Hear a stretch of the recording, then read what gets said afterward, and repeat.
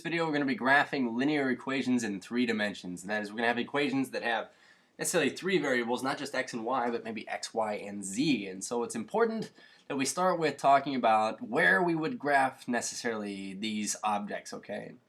So just recall that we're very familiar with graphing, say, what we called ordered pairs. We say x and y in the xy coordinate plane, which was a flat 2-dimensional surface, but we're going to be graphing what we refer to as ordered triples, okay? So vocabulary-wise, it's very important to know that these are referred to as ordered triples, okay?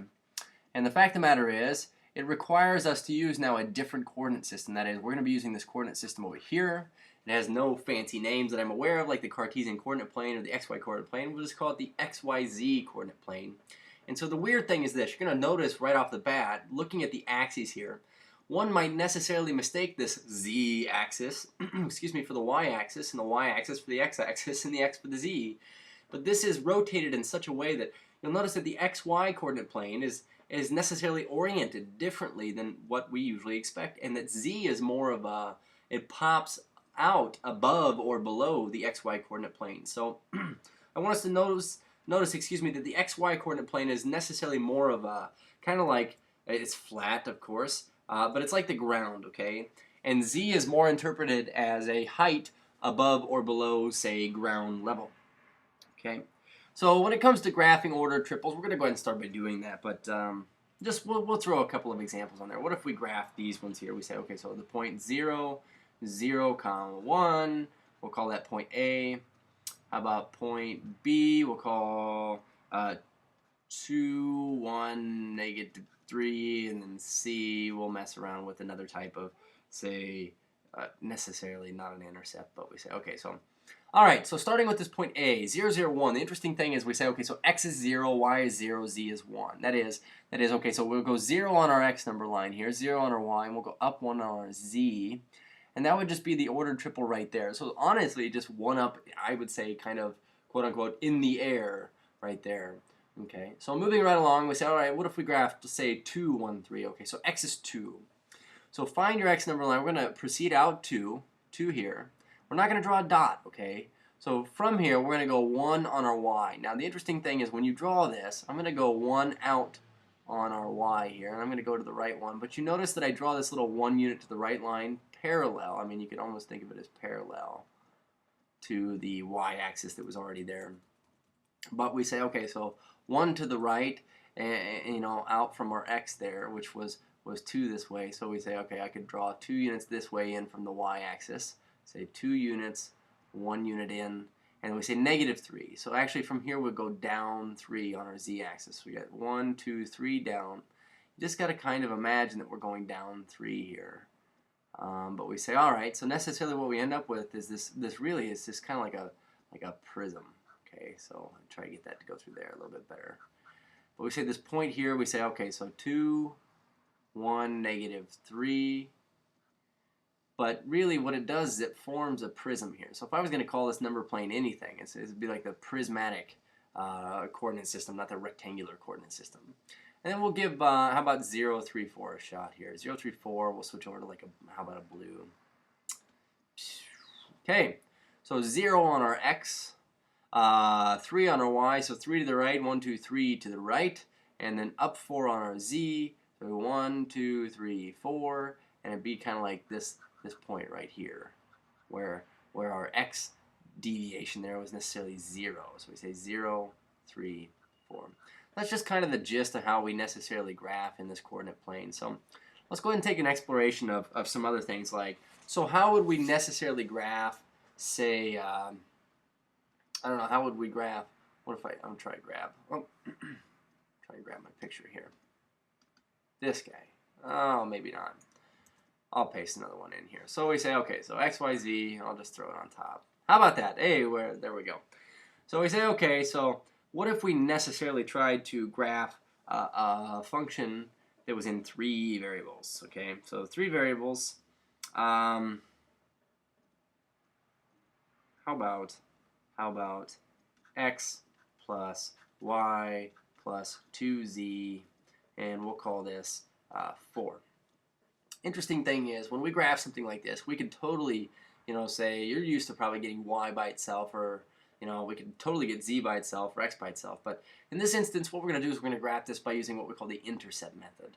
Okay, so finding where it hits each axis individually and then connecting the dots and looking at what we get. So we say if x was say, let's set y and z equal to 0. So that is we'll deviate neither up nor down here or left or right on our y, but just purely x. We say if y and z were 0, we'd say x would be equal to 4. That is, x would be x plus 0 plus 2 times 0 is 4. X would be 4.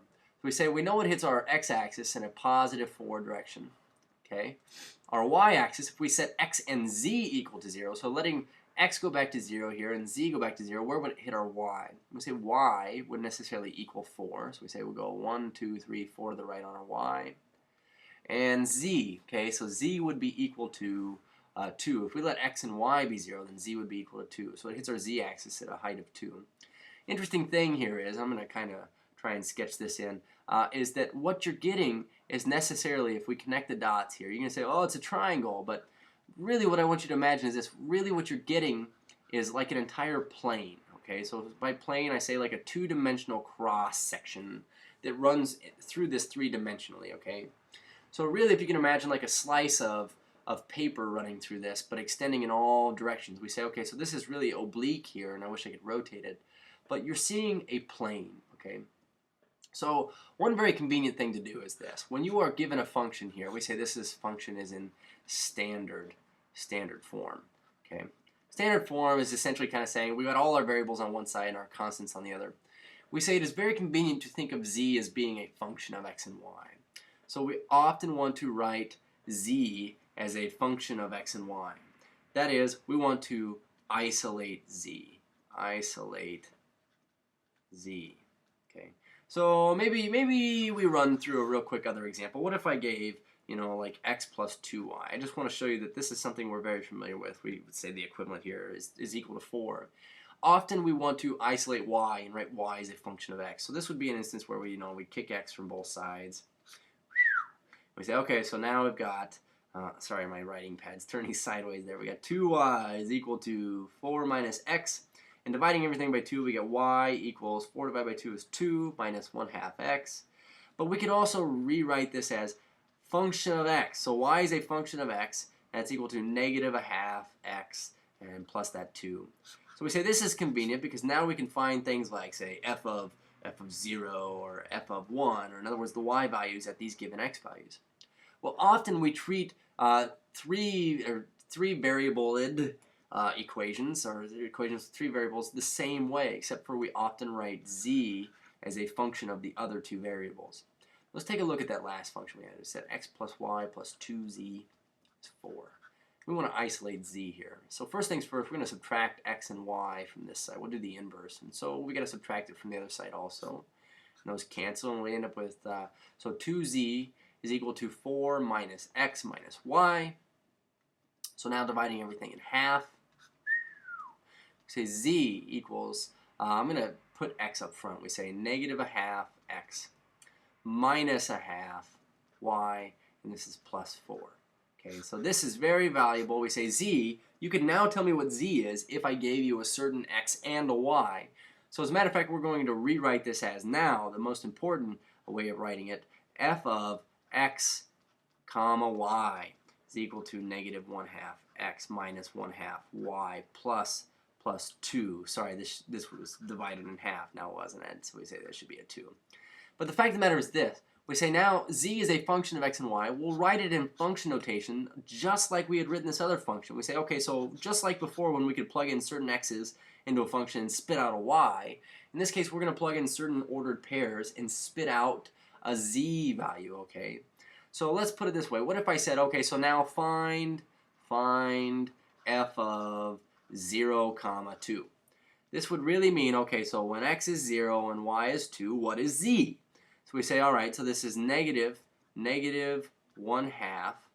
Let me get rid of that. We'll write it in yellow. Negative 1 half x minus 1 half y plus 2. We say, okay, so we're plugging in 0 for x and 2 for y, so I get 0 minus 1 plus 2 is 1. In other words, we say, okay, so when x was 0 and y was 2, we get a z value of 1. So we get this ordered triple right here that we could totally graph. But the bottom line is, I want you to really necessarily interpret is this whole x and y portion of this up here, this x and y portion, this little grid going this way, okay? Necessarily what we're doing is we're plugging in all of these individual x's and y's, and they're either popping up above or they're going down, say, below. Either way, though, we say, think of x and y as being the ground, and z is just saying how high above or below you are from the ground. So that's just a quick introduction to linear equations in 3 variables and how you graph ordered triples and how you isolate z and write it as a function of x and y, just like so.